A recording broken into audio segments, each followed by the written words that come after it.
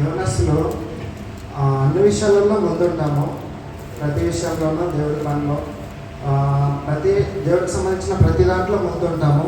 కానీ మనం రక్షణ అనే విషయంలో మాత్రం వెనకాల ఉంటాము. ఎందుకంటే కుటుంబంలో తల్లిదండ్రులు కానివ్వండి, ఇంకా బంధువులు కానివ్వండి, మనల్ని ఎక్కడైతే సైడ్కి పెడతారో, రక్షణ తీసుకుంటే మనల్ని చీప్గా చూస్తారు అని కాకుండా, వారి కోసం మనం ఆలోచించకుండా మనం దేవుడి కోసము మనం ఇప్పుడు ఫోన్ ఉంది, దానికి స్క్రీన్ కార్డు టచ్ అవ్వకుండా స్క్రీన్ కార్డు వేపిస్తాం, పవర్ చేస్తాం. మనం కార్లో వెళ్ళినప్పుడు సీట్ బెల్ట్ పెట్టుకుంటాం. ఎందుకంటే మన రక్షణ సేఫ్టీ ఫోన్ పోతే మళ్ళీ తెచ్చుకోవడం కష్టం, మన ప్రాణం పోతే మళ్ళీ తెచ్చుకోవడం కష్టం. అలాంటి మన ఆత్మకి రక్షణ ఉందా, సేఫ్టీ ఉందా, దాని గురించి మనం ధ్యానం చేసుకుందాము. మత్తయి సువార్త 24వ అధ్యాయము 39 నుంచి 44 వరకు చదివి సహకరించండి. జలప్రలయము వచ్చి అందరినీ కొట్టుకొని పోవు వరకు ఎరగకపోయిరు. అలాగుననే మనుష్య కుమారుని రాకడ ఉండును. ఆ కాలమున ఇద్దరు పొలముల ముందుగురు, ఒకడు తీసుకొని కొనుకోబడును, ఒకడు విడిచిపెట్టబడును. ఇద్దరు స్త్రీలు తిరగలి విసురు చెందుదురు, ఒకటే తీసుకొని పోబడును, ఒకటే విడిచిపెట్టబడును. కావున ఏ దినమున మీ ప్రభువు వచ్చిన మీకు తెలియదు కనుక మెలుకువగా ఉండండి. ఏ జామున దొంగ వచ్చునో ఇంటి యాజమానునికి తెలిసినేడలా అతడు మెలుకువగా ఉండి తన ఇంటికి కన్నము వేయనీయడని మీరు ఎరుగుదురు. మీరు అనుకునని గడియలు మనుష్య కుమారుడు వచ్చిన కనుకనే మీరును సిద్ధంగా ఉండు. చదివిన ఈ వాక్యం దేవుడు దీవించుగాక. ఆమేన్.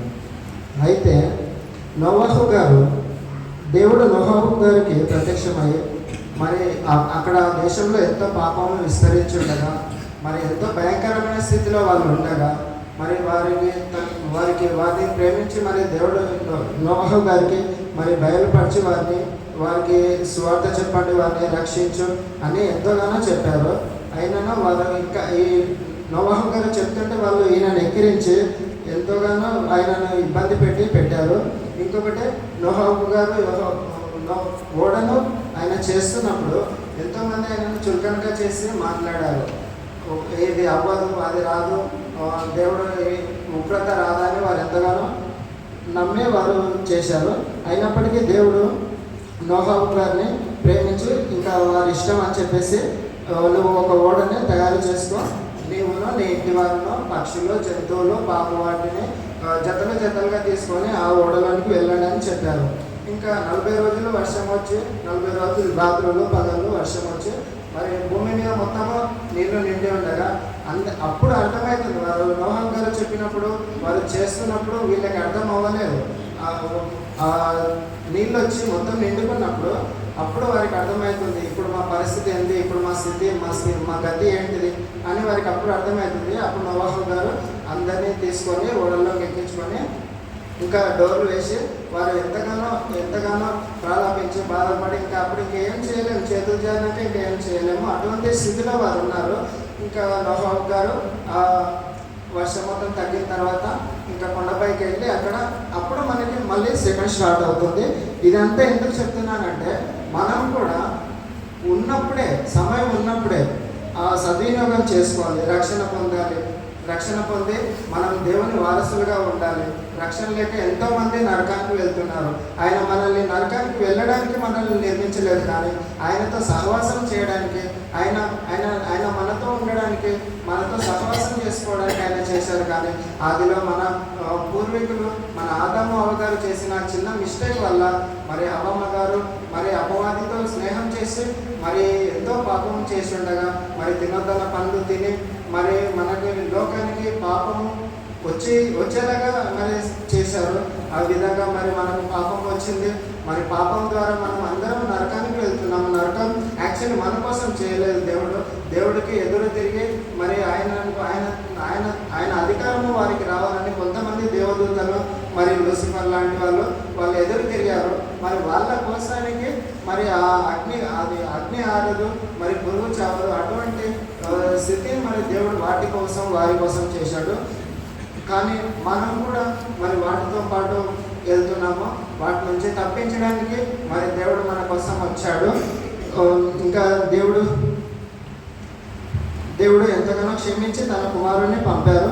మరి ఆయన ద్వారా మనకు రక్షణ కలుగుతుందని, ఈ లోకంలో ఏ ఎడ్లేకు ఏ కొడలేకు రక్తం వల్ల పాప విమోచనం లేదని మరి ఆయన మన కోసము మరి 33 సంవత్సరాలు మరి ఆయన పుట్టి కన్యక గర్భవతి కడుపులో పుట్టి ఇందాక అక్కగారు చెప్పినట్లుగా మరి ఎంతగానో ఆయన పరిశుద్ధంగా జీవించారు. మరి మనం ఎలా జీవిస్తున్నాం, మన జీవితం ఎలా ఉంది, మన నడవడిక ఎలా ఉంది, మరి వాటి గురించి మనము తెలుసుకుందాము. ఇంకా ఆయన పరిశుద్ధ రక్తం కార్చారు మన పాపముల కోసం, మన అపరాధముల కోసము. మరి మన పురాణాల్లో, మన హైందవ పురాణాల్లో ఒక మాట ఉంటుంది, సర్వపాప పరిహార రక్త ప్రోక్షణ భవిష్యత్యం తద్రక్తం పరమార్థైన పుణ్యదాన బలియాగం అంటుంది.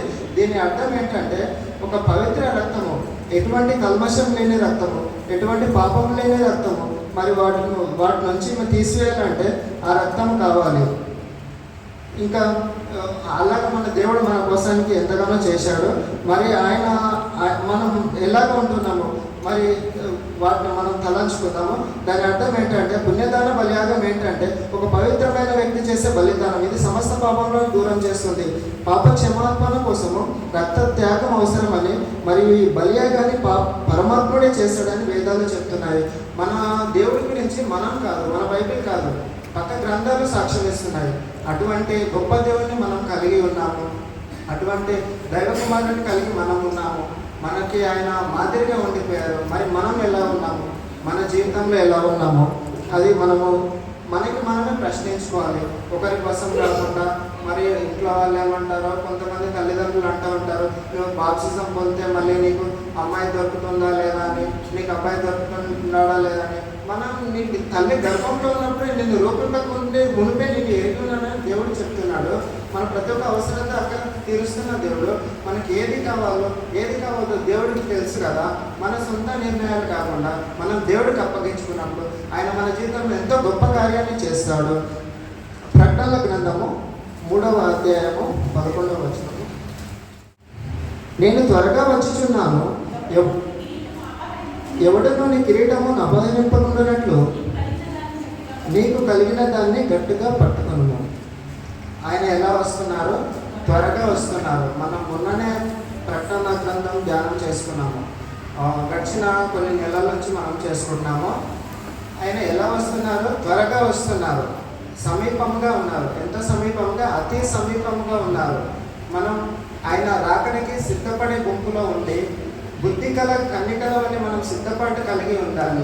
ఆయన వచ్చిన తర్వాత అందరినీ తీసుకొని కొనుక్కోబడతారు. అప్పుడు అయ్యా ప్రభువా మరి నేను రాలేకపోయినానే, అప్పుడు ఇంకా ప్రత్యేకపడ్డా లాభం లేదు, ఇంకా ఆప్షనే లేదు అక్కడ. ఇంకా యేసు ప్రభుకి సిలువ వేసినప్పుడు ఇద్దరు దొంగలు కుడివైపు ఒకరు, ఎడమ వైపు ఒకరు ఉంటారు. అప్పుడు ఒక ఆయన అంటాడు, నువ్వు నిజంగా దేవుడి కుమారుడు అయితే నువ్వు దిగు, ఆ తర్వాత మమ్మల్ని కూడా దిగు అని అంటాడు. ఇంకా పక్కన ఇంకొక ఆయన ఏమంటాడంటే, నువ్వు నీ రాజ్యంలోకి ప్రవేశించినప్పుడు అయ్యా నన్ను కూడా జ్ఞాపకం చేసుకోండి అని అంటారు. ఇదే పశ్చాత్తాపం. ఆ సిచ్యువేషన్ అలా ఉంది, అక్కడ ఆ సందర్భం అలా ఉంది. ఆయన మారు మనసు ఆ టైంలో అక్కడ ఉంది. అప్పటికి తెలియదు అందరికీ. ఇప్పుడు మనకు తెలుసు దేవుడు వస్తాడు, ఆయన తీసుకెళ్తాడు రక్షణ పొందిన వారని అని మనకు తెలుసు. మనం ముందుగానే సిద్ధపడి కలిగి ఉండాలి. ఆ దొంగ వల్ల నేను నా జీవితకాలం అంతా నేను తింటా, త్రాగుతా, మరి ఎంతో సుఖంగా ఉంటా. ఆయన వచ్చినాక తండ్రి మరి నన్ను క్షమించు, నా పాపాలను క్షమించు, మరి నేను పాపం చేసి ఉన్నాను, మరి లోకం నన్ను ఎంతగానో ఆకర్షించింది, మరి వాటి నుంచి నేను తట్టుకోలేకపోయాను మరి నాయన అని మనం ఎంతగానో ప్రాయచిత్తపడ్డా కూడా అప్పుడు లాభం లేదు. ఎందుకంటే దేవుడు మనకు ముందుగానే బయలుపరిచాడు, నేను త్వరగా వచ్చుచున్నాను, వారి క్రియల చొప్పున ప్రతి వానికి చుట్టూ నా యొద్ద జీతం ఉన్నదని ఆయన మాట్లాడుతున్నాడు. మరి ఆయన జీతం ఎలా ఉంటుంది, మంచిదానికి మంచి ఉంటుంది, చెడుదానికి చెడు ఉంటుంది. భూమి మీద మనం ఏది విత్తుకుంటామో పరలోకంలో తండ్రి వద్ద అది మరి తెరవబడుతుందని వాక్యం సెలవిస్తుంది. అట్టి రీతిగా మనం రక్షణ పొందుకుందాము, మరి ఆయన రాకడలో ఎత్తపడే గుంపులో ఉందాము. మత్తయి సువార్త 25వ అధ్యాయం 6 నుంచి 13 వరకు చదువుకుందాము. అర్ధరాత్రి వేళ ఇదిగో పెళ్లి కుమారుడు అతనిని ఎదుగులో రండి అని కేక వినబడెను. అప్పుడు ఆ కన్యకలందరూ లేచి తమ డివిటీలను చక్కబరిచిరి కానీ బుద్ధి లేని ఆ కన్యకలు మా దివిటీలు ఆరిపోచున్నవి కనుక మీ నూనెలో కొంచెము మాకు ఇయ్యని బుద్ధి గల వారిని అడిగిరి.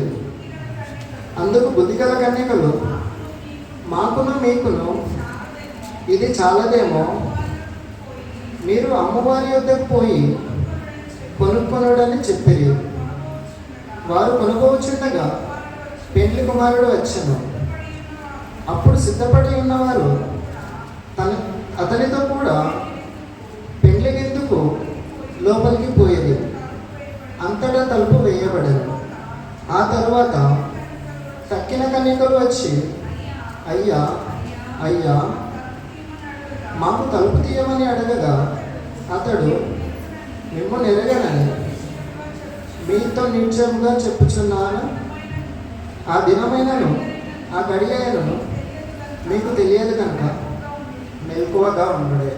మనము మొత్తం అయిపోయిన తర్వాత ఎంత చేసినా, మరి ఎంత ప్రయత్నించపడ్డా, ఎంత బాధపడ్డా ఏం లాభం లేదు.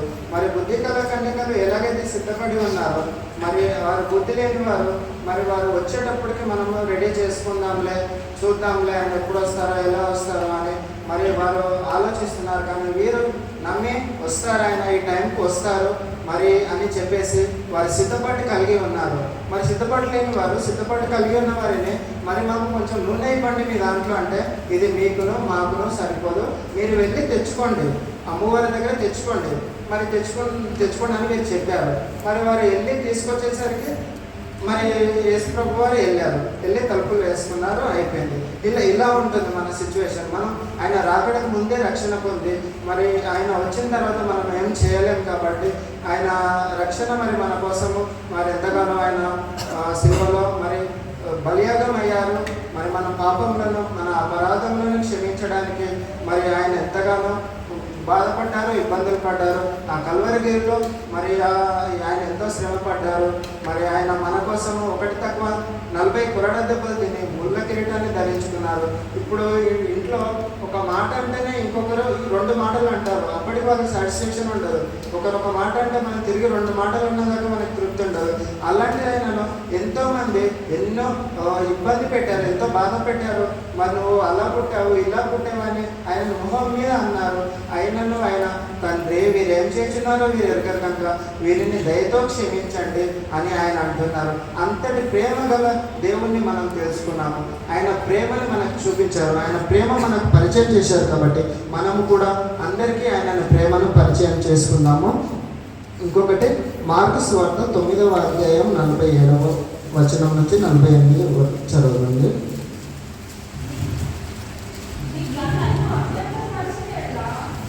నీ కన్ను అభ్యంతరపరచని యెడల దాన్ని తీసి పారవేయము. 2 కన్నులు కలిగి నరకములో పడవేయుట కంటే ఒంటి కన్ను గలవాడవై దేవుని రాజ్యంలో ప్రవేశించుట మేలు. 48 కూడా చదవండి. నరకమున వారి పురుగు చావదు, అగ్ని ఆరదు, ప్రతివానికి ఉప్పు సారము అగ్ని వల్ల కలుగును. చాలండి. ఇక్కడ కూడా చెప్తున్నారు, అగ్ని ఆరదు, పురుగు చావదు. మనం అటువంటి దానికి వారసులుగా లేము. పరలోకానికి, నిత్య జీవానికి మరి ఆయనను మరి 24 పెద్దలతో మరి మనము కూడా మరి పాలు భాగస్వాములమై మరి ఆయనను స్తుతించి ఆరాధించి ఆయనను ఘనపరిచే వారిగా ఉందాము. ఇంకొక పాయింట్ గురించి, నిరీక్షణ గురించి ఒక మాట మాట్లాడుకుందాము.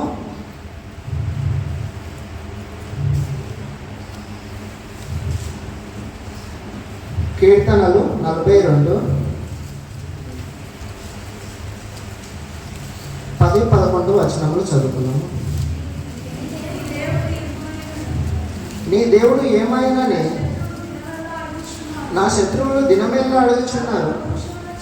వారు తమ దూషణల చేత నా ఎముకలు విరిచుచున్నారు. నా ప్రాణమా నీవేళ కృంగి ఉన్నావు, నాలో నీవేళ తొందరపడుచున్నావు. దేవుని యందు నిరీక్షణ ఉంచున్నావు. ఆయననే నా రక్షణకర్త, నా దేవుడు, ఇంకనూ నేను ఆయనను స్తుతించదను. కోరహ కుమారులకు రాసిన పత్రిక అండి ఇది. ఇంకా ఈ దేవుడితో మీరు ఏం మాట్లాడుకుంటున్నారంటే, మనం యవనస్తులు కానీ పెద్దవాళ్ళు కానివ్వండి, ఎవరైనా కానివ్వండి, నా ప్రాణమా నీవేళ కృంగుచున్నావు, నాలో నీవేళ తొందరపడుచున్నావు, దేవుని యందు నిరీక్షణ ఉంచుము, ఆయన నా రక్షణకర్త, నా దేవుడు, ఇంకనూ నేను ఆయనను స్తుతించగలను. వారి ప్రాణంతో వారే మాట్లాడుకుంటున్నారు, పక్క వారితో కాదు, ఎదురు వారితో కాదు, వారితో వారే మాట్లాడుకుంటున్నారు. ఏమని మాట్లాడుకుంటున్నారంటే, నా ప్రాణమా నీవేళ కృంగి ఉన్నావు. మనకున్న సమస్యలు కానివ్వండి, ఆర్థిక సమస్యలు కానివ్వండి, బలహీనతలు కానివ్వండి, మరి మనకి వచ్చే శోధనలు కానివ్వండి, ఇంకా ప్రతి ఒక్క సమస్య నుంచి మనకు ఎవరికి చిన్న పాపకి కూడా చిన్న వారికి కూడా మరి ఏదో ఒక శోధన బాధ ఉంటుంది. అలాగే వీరికి కూడా బాధ కలిగింది. వారు ఇలా ప్రార్థిస్తున్నారు, ఇలా అనుకుంటున్నారు వారు మనసుతోటి, నా ప్రాణమా నీవేళ కృంగి ఉన్నావని. ఇంకా మనం ఎలా ఉన్నాము, మనం దేవుడు నాకేమి ఇచ్చిండు, దేవుడు నాకేం చేసిండు, మరి నేను ఎంత భక్తితో ఉన్నాను, నేను ఎంత మంచిగా ఉన్నాను, మరి అందరికీ నేను మరి మంచిగా ఉన్నానని మనం అనుకుంటున్నామా? లేదంటే మనకు వచ్చిన సమస్య నుంచి మనం దేవుని స్తుతించే వారిలో ఉన్నామా, దేవుని అవమానపరిచే వారిలో ఉన్నామా? మనం జ్ఞాపకం చేసుకోవాలంటే, మరి మనకు వచ్చే సమస్యల్లో మనం ఎలాగ దేవుడి పైన ఆధారపడుతున్నామో మరి అనేది మనం జ్ఞాపకం చేసుకోవాలి. మరి దేవుడు ఏమంటున్నారంటే, దేనిని గురించి చింతపడకూడదు, కానీ ప్రతి విషయంలోనూ ప్రార్థన విజ్ఞాపనల చేత మీ విన్నపములు దేవునికి తెలియపడనీయడని మరి దేవుడు సెలవిస్తున్నాడు. మనం ఎలా పంచుకుంటున్నాము, ఎవరితో పంచుకుంటున్నాము? మన సన్నిహితులతో పంచుకుంటున్నామా, మన బంధుమిత్రులతో పంచుకుంటున్నామా, మన ఫ్యామిలీ మెంబర్స్తో పంచుకుంటున్నామా, ఎవరితో పంచుకుంటున్నాం? దేవుడితో పంచుకుంటున్నామా? ఈ లోకంలో ఎవరితో పంచుకున్నా 4 మాటలు మంచిగా మాట్లాడతారు, అంతే, ఏం చేయరు. ఎందుకంటే వారి పరిస్థితి ఎలాంటిదో వారికి సరిలేదు. మరి మనకి ఎలా చేస్తారు? మనం వారికి అప్పచెప్పుకుంటే, మనం ఒకరి దగ్గర వెళ్ళి ఇది నా సమస్య అని చెప్పుకుంటే వాళ్ళ చేతనైతే చేస్తారు, లేదంటే లేదని చెప్తారు. ఎందుకంటే ఈ రోజుల్లో బ్రతకడం చాలా కష్టంగా ఉంది. ఎవరి సమస్యలు వాళ్ళకే ఉన్నాయి, ఎవరి బలహీనతలు వాళ్ళకే ఉన్నాయి, ఎవరి ఆర్థిక సమస్యలు వాళ్ళకే ఉన్నాయి. కానీ మనం ప్రతి విషయంలో దేవుని పైన ఆధారపడి దేవుడికి అప్పచెప్పుకొని మనం దేవుడి యొక్క నిరీక్షణ కలిగి ఉన్నప్పుడు ప్రతి విషయంలో ఆయన మనల్ని ఘనంగా నిలబెడతాడు, మనల్ని హెచ్చిస్తాడు. బైబిల్లో మాట ఉంటుంది, తగిన సమయం అంతా ఆయన హెచ్చించుటకు ఆయన బలిష్టమైన చేతి కింద దీన మనుషులై ఉండు అని వాక్యం సెలవిస్తుంది. మనం ఎటువంటి మనసు కలిగి ఉన్నాము? దేవుడి వద్ద దీన మనసు కలిగి ఉన్నామా, మనం ఇంకా హెచ్చింపు మనసు కలిగి ఉన్నామా అనేది మనం జ్ఞాపకం చేసుకున్నామా. నా ప్రాణమా నీవేళ కృంగి ఉన్నావు, నాలో నీవేళ తొందరపడుచున్నావు, దేవుని యందు నిరీక్షణ ఉంచుము, ఆయనే నా రక్షణకర్త, నా దేవుడు, ఇంకనూ నేను ఆయనను స్తుతించెదను. ఆయన ప్రాణంతో ఆయన చెప్పుకుంటున్నాడు, నువ్వు ఎలా తొందరపడుచున్నావు, నువ్వు ఎలా కంగారు పడుతున్నావు, టెన్షన్ పడుతున్నావు. కొందరికి కొన్నిసార్లు ఇప్పుడు నాకే వస్తుంది, చెమట వస్తుంది, నేను ఇంకా ఎలా చెప్పాలి, ఏం చెప్పాలి వాక్యం అని కొత్త, నాకు ఇంకా ఏం ఎక్స్పీరియన్స్ లేదు, వాక్యం అనుభవం లేదు. ఇంకా నేను ఇంకా దేవుడి ప్రేరేపణ బట్టి అలా కొంచెం మనం ఆసక్తి చూపించాలి. ప్రతి విషయంలో మనం ఏ విషయంలో ఆసక్తి చూపిస్తున్నామా, లోక సంబంధమైన విషయాల్లో ఆసక్తి చూపిస్తున్నామా, దైవ సంబంధమైన విషయంలో ఆసక్తి చూపిస్తున్నామా అనేది ఆ విషయంలో నేను కొంచెం చెప్పాలని నాకు ఆసక్తి కలిగింది. ఇంకా ఆ విషయం గురించి నేను చెప్తున్నాను. అలాగే దేవుని యొక్క మనం నిరీక్షణ కలిగి ఉన్నప్పుడు ఆయన ప్రతి విషయంలో మనల్ని ఘనంగా నిలబెడతాడు. మరి ఆయనకు మనం ప్రతి విషయంలో ఆయనకు చోటించినప్పుడు, మరి బంధువులకి కానీ ఎవరికైనా మనం చోటించినప్పుడు వారిని పెద్దరికంగా పెట్టినప్పుడు ఎక్కడో ఒక దగ్గర లోటు వస్తుంది. కానీ దేవుడికి మనం చోటించినప్పుడు ఎక్కడా లోటు రాదు. ఇందాక అక్కగారు చెప్పినట్లుగా కానా వివాహంలో మరి అక్కడ ద్రాక్షరసం అయిపోయినప్పుడు మరి అక్కడ దేవుడికి చోటిచ్చారు, దేవుడికి ఇంపార్టెన్స్ ఇచ్చారు మరి యేసు ప్రభుకి. మరి అక్కడ వారు బాణల్లో కొంచెం నీళ్లు నింపారు. మరి అది దేవుడి కార్యం, గొప్ప కార్యం అక్కడ జరిగింది. మరి మన జీవితాల్లో, మన కార్యాల్లో, మన సమస్యల్లో మనం ఎవరికి చోటిస్తున్నామా? దేవుడికి ఇస్తున్నామా, లోకానికి ఇస్తున్నామా? అది మరలా మనం జ్ఞాపకం తెచ్చుకోవాలి. ఇంకొక విషయం, 1 పేతురు 1:13, కాబట్టి మీ మనస్సు అన్న నడుము కట్టుకొని నిబ్బరమైన బుద్ధి గలవారై యేసుక్రీస్తు ప్రత్యక్షమైనప్పుడు మీకు తేబడు కృప విషయమై సంపూర్ణ నిరీక్షణ కలిగి ఉండండి. నేను పరిశుద్ధుడనై ఉన్నాను కనుక మీరును పరిశుద్ధులై ఉండుడని వ్రాయబడి ఉన్నది. కాగా మీరు విధేయులకు పిల్లలై మీ పూర్వపు అజ్ఞాన దశలో మీకుండిన ఆశలను అనుసరించి ప్రవర్తింపగా మిమ్మల్ని పిలిచినవాడు పరిశుద్ధుడైన ప్రకారము మీరును సమస్త ప్రవర్తన పరిశుద్ధులై ఉంచాలండి. మనం ఎలా ఉండాలని దేవుడు కోరుకుంటున్నాడు, మరి మరి మన మనస్సు ఎలా ఉండాలని దేవుడు కోరుకుంటున్నాడు. ఇక్కడ మనం ఎలా ఉండాలంటే దేవుడికి నచ్చినట్లుగా, మరి మనకు దేవుడు ఎలాగైతే మాదిరి చూపించి వెళ్ళారో మనం కూడా అలాగే లోకానికి కానివ్వండి, మన చుట్టుపక్కల ఉన్నవారు కానివ్వండి, మన సంఘంలోనే మరి మాదిరి చూపించాలి, బయట వారి కాకుండా. ఎలాగంటే మరి మనల్ని చూసి ఒకరు నేర్చుకోకపోయినా పర్వాలేదు, కానీ ఒకరిని చెడిపోయేలాగైతే మన ప్రవర్తన, మన క్రియలు ఉండదు. దేవునికి అవి హేయములైనవి. ఎందుకంటే దేవుడు మనకి ఆయన మాదిరి చూపించారు, ఆయన సహనంను చూపించారు, ఆయన ప్రేమను చూపించారు. ఆయన ప్రతిదీ ఈ లోకంలో మంచి ఏదైనా ఉందంటే ఆయన పరిచయం చేసింది అది అటువంటి దేవుడు మరి మనకు మాదిరి ఉంచారు.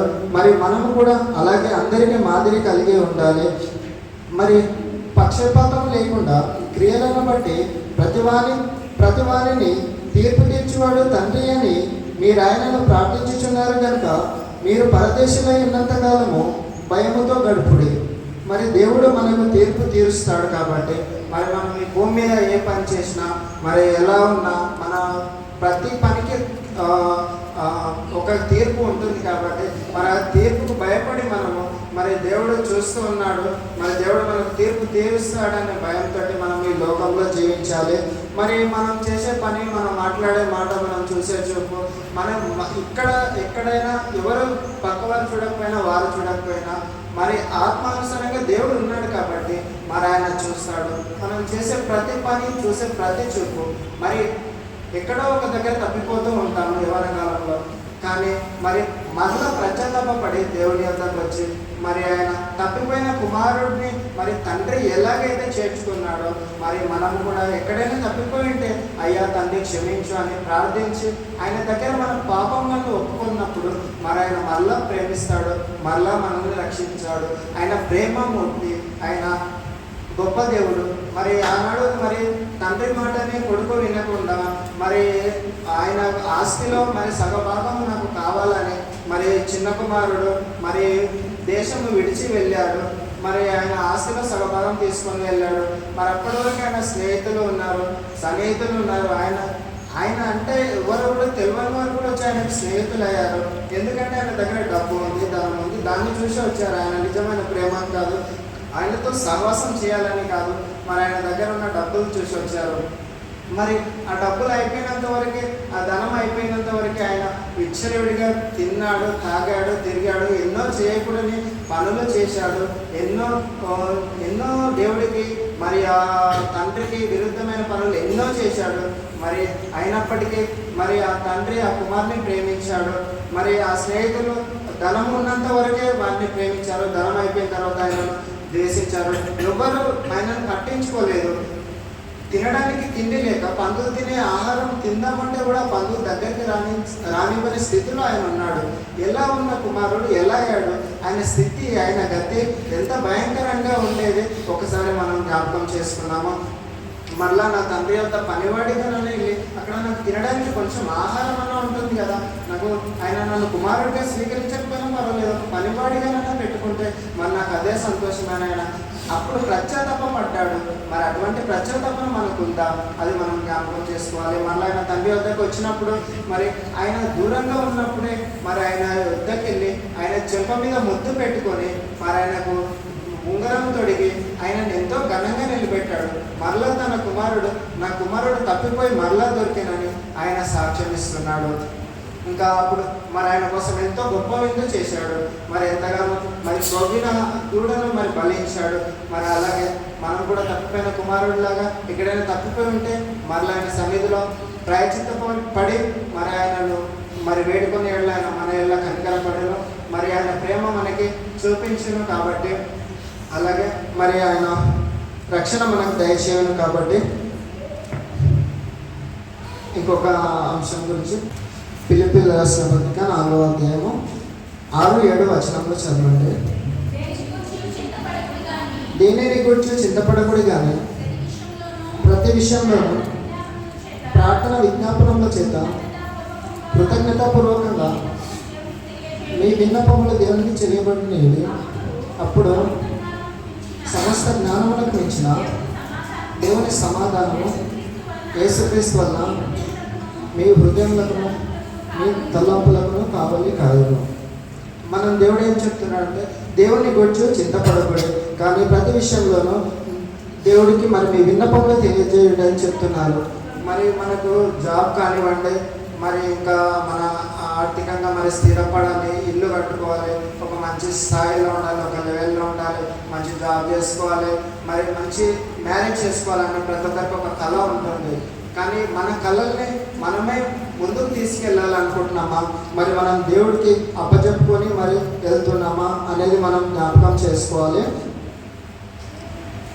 ప్రతి విషయంలోనూ ప్రార్థన విజ్ఞాపనముల చేత కృతజ్ఞతాపూర్వకంగా మీ విన్నపములు దేవునికి తెలియజేయండి.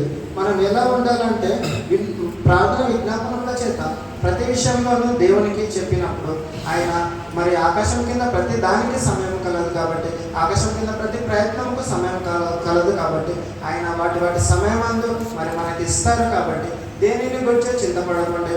ఇంకా మనం చదువుకున్న కొంతమంది చదువుకుంటారు, గొప్పగా చదువుకుంటారు, కానీ వారికి చదువుకు దగ్గర జాబ్ ఉండదు, ఎంతో చిన్న జాబ్ చేసుకుంటూ ఉంటారు. మరి మేము చదివిన చదువు అంతా, మరి మేము చేసే జాబ్ ఇంత ఎంతగానో బాధపడుతూ ఉంటారు. కానీ మరి మనకు దేవుడు ఉన్నాడు కాబట్టి, మరి ఆయన ప్రతిదీ చూస్తున్నాడు కాబట్టి ఆయన తగిన కాలమందు మనకు అది దయచేస్తాడు. మరి ఇంకా యవనస్తుల్లాగా ఉన్న మనకి ఇంకా రకరకాల ఆలోచనలు వస్తూ ఉంటాయి, లోకానుసారమైనవి వస్తూ ఉంటాయి. మనకు ఇంకా చాలా స్నేహితులు ఉంటారు, అందరూ ఒకేలా ఉంటారు. ఒకరొకరి ద్వారా ఒకటొకటి మనకి ఆలోచన వస్తుంది. మరి వాటి నుంచి మనం తప్పించుకునే వాడిలా ఉండాలి. మరి ప్రతి విషయంలోనూ దేవుడికి అప్పచెప్పుకోవాలి. మరి మ్యారేజ్ విషయంలో కానివ్వండి, జాబ్ విషయంలో కానివ్వండి, ఉన్నత స్థాయిలో ఉండాలన్నా, ఒక ఇల్లు కట్టుకోవాలన్నా, యెహోవా ఇంటిని నిర్మించని యెడల వాని కట్టువాల్సిన ప్రయాసం వ్యర్థమని దేవుడు వాక్యం సెలవిస్తుంది. మరి మన సొంతంగా మనం ఎన్ని ప్లాన్లు చేసుకున్నా, మన సొంతంగా మనం ఎదగాలంటే ఎదగలేము. దానికి మన ఎదుగుదల, మన పని ఉండాలి, దానికి దేవుడి తోడు కూడా ఉండాలి, అప్పుడే మనం ఎదుగుతాము. ఇంకా ఆయన మన ప్రతి విషయం ఆయనకు తెలుసు కాబట్టి మన ప్రతి విషయంలోనూ ప్రార్థన విజ్ఞాపనముల చేత మరి మన విన్నపములు ఆయనకు తెలియజేసుకున్నప్పుడు ఆయన ప్రతిదీ వాటి సమయం అందు తీరుస్తాడు. ఇంకా నేను ఏ ఇంటికి చెప్పకూడదు నాకు తెలియదు, కానీ ఏ ఇంటికి వెళ్ళినా నాకు పెళ్ళి అన్న టాపిక్ లేదు, నేను అట్ల నుంచి బయటకు వెళ్ళాను. ఎవరు చూసినా మహేష్కి వెళ్ళినప్పుడు మహేష్ భావన ఎలా ఉన్నాయి అంటే అని ఎవరు అడిగారు. మహేష్కి వెళ్ళినప్పుడు అంతే అడుగుతూ ఉంటాను. ఇంకా నేను ఒకటే చెప్తాను, నాకంటే పెళ్ళి అంటే నాకు ఎందుకో ఇష్టం లేదు. అంటే నేను చిన్నప్పటి నుంచి నాకు చూసిన సిచ్యువేషన్స్, ఆ పరిస్థితులు అంతా ఎందుకు నాకు వచ్చిన బాధ, ఎందుకు శుభ్రంగా ఉంటే అయిపోద్ది కదా అన్నట్లు నా ఆలోచన ఉంటుంది. కానీ నేను ఎప్పుడూ నాకు ఆలోచన అనేది రాలేదు. ఇంకా ఒకవేళ నా దేవుడి చిత్తంలో ఉంటే అది అవుతుంది, దేవుడి చిత్తంలో లేకుంటే అది అవ్వదు. దానికి నేను కంగారు పడి టెన్షన్ పడి నేను ఎన్ని ప్లాన్లు చేసినా అది వ్యర్థమైంది. దానివల్ల నాకు మనశ్శాంతి పోతుంది. ఇంకా అటువంటి పని నేను చేయొద్దు. దేవుడి చిత్తంలో ఉంటే అవుతుంది, లేదంటే లేదు, అంతే సింపుల్. దేవుడు నాకు ఏదైనా బెస్టే ఇస్తాడు. మనం సెలెక్ట్ చేసుకునేది ఎలా ఉంటుందంటే, మనకు కనపడడానికి బెస్ట్ ఉంటుంది. దేవుడు సెలెక్ట్ చేసేది ఎలా ఉంటుందంటే, అది మనకి దీర్ఘకాలం బెస్ట్గా ఉంటుంది. చిన్న ఎగ్జాంపుల్ ఏంటంటే, నేను ఎవరి దగ్గర జాబ్ చేయొద్దు, నేను సొంతంగా ఏదైనా పని చేసుకోవాలి, ఇంకా నాకు ఎవరు క్వశ్చన్ చేసే అవసరం ఉండదని నేను అనుకునేవాడిని. ఇంకా అలాగా కొంచెం నాకు వెనకాల సపోర్ట్ లేరు, డబ్బులు సపోర్ట్ అది చేసేవారు కాదు. ఇంకా నేను ఒక సంవత్సరం బావతో పాటు మేస్త్రి పనికి వెళ్ళి చిట్టి వేసి, ఇంకా దానివల్ల 1 లక్ష రూపాయలు నా దగ్గర ఉండే ఒక చిన్న ఆటో 3 వీలర్ ఆటో తీసుకుందాం అనుకున్నా. కానీ దేవుడు ఆశ్చర్యకారం ఏంటంటే, అది తీసుకునే వరకు ఆ రోజు వరకు నాకే తెలియదు నేను 4 వీలర్ వెహికల్ తీసుకుంటా అని. దేవుడు మరి 3 వీలర్ తీసుకుంటే చిన్న ఆటో నాకు అప్పటికి నాకు అది చాలా గొప్ప, నా స్తోమత అది కూడా కాదు, నా దృష్టిలో అప్పటికి అది గొప్ప. కానీ ఇప్పుడు అది నాకు తక్కువ అనిపిస్తుంది, ఇప్పుడు ఇది గొప్ప అనిపిస్తుంది. నేను అప్పుడు నా ప్లాన్ ప్రకారంగా నేను అది తీసుకుని ఉంటే, నా ఉద్దేశ ప్రకారంగా అది నేను తీసుకుంటే అది నాకు ఇప్పుడు ఇబ్బంది కలిగించేదేమో. ఇంకా ఇప్పుడు నేను అప్పుడు దేవుడు నాకు బయలుపరిచి నాకు చూపించిన ప్రకారంగా నేను ఇంకా అప్పుడు సమయానికి ఆ డబ్బులు సమకూడడం, నేను తెచ్చుకోవడం అలా జరిగింది. ఈరోజు నేను చాలా బెస్ట్గా ఉంటాను. ఎందుకంటే ఒకప్పుడు నాకు పని లేకుండా నేను ఎంతో ఇంకా వీరి దగ్గర పని చూసుకోవాల్సిన పరిస్థితులు ఉంటాయి. ఇప్పుడు నాకు ఈరోజు నిండా పని ఉంది, నాకు వెళ్ళడానికి ఇబ్బంది. నేను కొన్నిసార్లు అవుతా, కొన్నిసార్లు దేవుని పనిలో వాడబడడానికి అవుతా. ఇంకా కొన్ని కారణాల వల్ల నేను ఆగిపోతాను, నాకు ఎప్పుడో పని ఉంటుంది. దేవుడు అలా చేస్తాడు. దేవుడికి మన ప్రాబ్లమ్స్, మన సమస్యలు ప్రతిదీ మనం ఆయనకు అప్పచెప్పుకున్నప్పుడు ఆయన భవిష్యత్తు ఎగిన దేవుడు కాబట్టి మనకు ప్రతిదీ బెస్ట్గా ఇస్తాడు, మనకు ప్రతిదీ నాణ్యమైనది ఇస్తాడు, మనకు క్వాలిటీ అయ్యేది ఇస్తాడు. మనం దేనిని గురించి చింతపడవద్దు.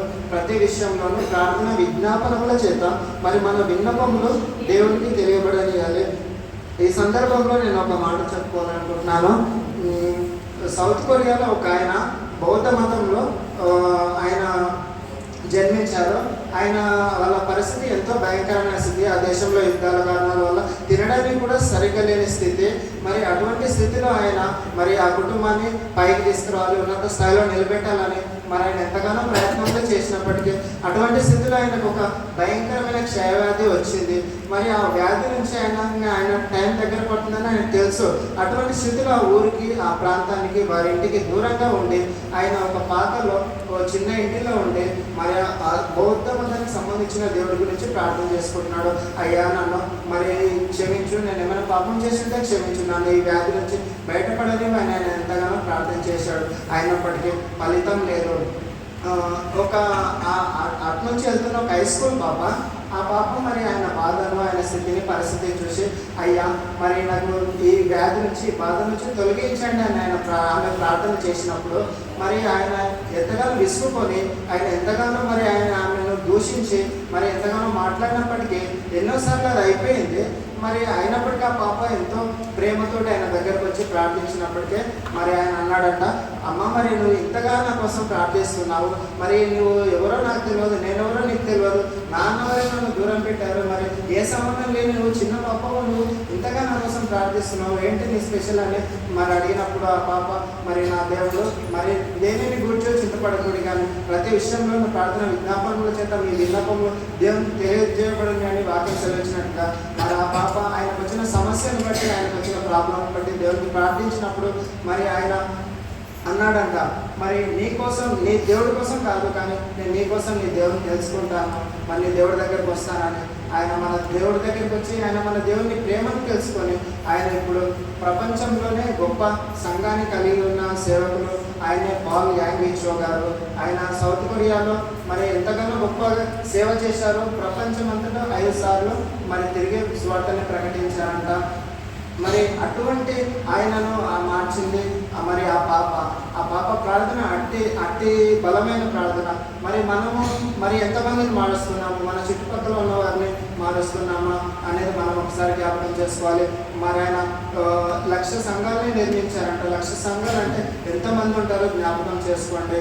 మరి ఆయన ఎటువంటి స్థితిలో ఉన్నాయన, ఎటువంటి స్థితిలో వచ్చారు, ఆ క్షయవ్యాధి నుంచి దేవుడు విడుదల కలిగించారు. ఆయన ఎంత బలంగానో మరి వాడుకున్నారు. ఇప్పుడు ఆయన దేవుడి యొక్క ఉన్నారు. మరి మన ప్రార్థన ఎలా ఉంది? మనం ప్రార్థిస్తే మన ఆరోగ్యం అన్న బలపడుతుందా? మరి నేను ఎవరిని అనట్లేదు కానీ తొందరగా సేవకులకి ఫోన్ చేస్తారు, మరి నాకు ఈ ప్రాబ్లం ఉంది, నాకు ఆ ప్రాబ్లం ఉందని చేయడంలో తప్పు లేదు. కానీ మనం ఫస్ట్ మనం ప్రార్థించుకొని మన తోటి కాకుండా మన స్తోమతకు మించి ఇప్పుడు మనం అప్పు చేస్తామండి. మన దగ్గర 100 రూపాయలు ఉంటే 100 రూపాయలు మనం వెళ్ళి తీసుకుంటాం. అదే 10,000 కావాలంటే మన దగ్గర ఉన్న ఆ స్తోమత ఉన్న వారి దగ్గరికి వెళ్ళాలి. ఫస్ట్ మనం ట్రై చేయాలి. మనకి సమస్య ఉంది తండ్రి, నాకు ఈ బాధ ఉంది, నాకు ఈ సమస్య ఉంది, మరి దీని నుంచి నాకు విడుదల కలిగించు, నాకు ఈ బలహీనత ఉంది, నా ఇంట్లో సమస్య ఉందని మనం ప్రార్థించాలి. ఫస్ట్ మనం ప్రార్థించినప్పుడు మరి అది మనతోటి కానప్పుడు సేవకులకు చేయాలి. అప్పుడు మనం సేవకుల ద్వారా కూడా, ఆ ప్రార్థన ద్వారా కూడా మనం ఎంతో గొప్ప మేలులు పొందుకుంటాము. కాబట్టి ఇంకొక మాట కూడా మనం తెలుసుకున్నాము. యోబు 22:21లో ఆయనతో సహవాసం చేసే నీకు సమాధానం కలుగును, అలాగున నీకు మేలు కలుగును. మనం ఎవరితో సహవాసం చేయాలి? మనం చేస్తున్న సహవాసం ఎట్లా ఉంది?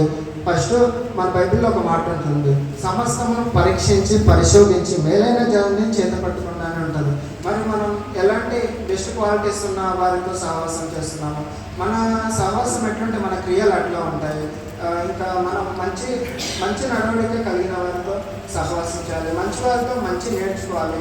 మరి కొన్ని మంచి లక్షణాలు లేని వారికి మన లక్షణాలు చూపించి వారిని కూడా మరి మార్చి మరి అనేక మందికి వారిని మాదిరిగా ఉండేలాగా మరి నిలబెట్టాలి.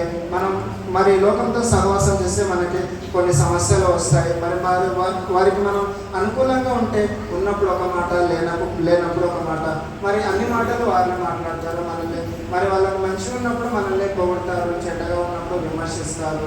మరి మనకు వారితో సహవాసం చేస్తే ఎప్పుడు ఏదో ఒకటి సమస్య వస్తూనే ఉంటుంది. కానీ మరి మనం దేవుడితో సహవాసం చేసినప్పుడు మరి మనకు ఎటువంటి సమస్య ఉండదు, మరి ఎటువంటి బాధ ఉండదు. ఆయన ప్రతి విషయంలోనూ మరి మనకి బెస్ట్ క్వాలిటీ, బెస్ట్ మరి మంచిది అందిస్తారు.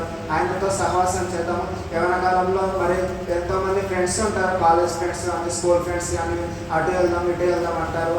మరి వారికి మంచిగా చెప్పాలి. సున్నితమైన మాట మరి కోపాన్ని రేపదని వాక్యం సెలవిస్తుంది. మరి మంచి మాటతో వారిని మరి చెప్పాలి, వారి నుంచి దూరంగా ఉండాలి. వారిని మనకు కుదిరితే ప్రేమతోటి మరి వారిని మార్చుకోవాలి. ఇంకా కొన్ని చాలా మాటలు ఉంటాయి. నాకు ఇంకా నేను చాలా ప్రిపేర్ అయ్యాను, కానీ అన్నయ్య నాకు టైం చాలా తక్కువగా ఇచ్చారు.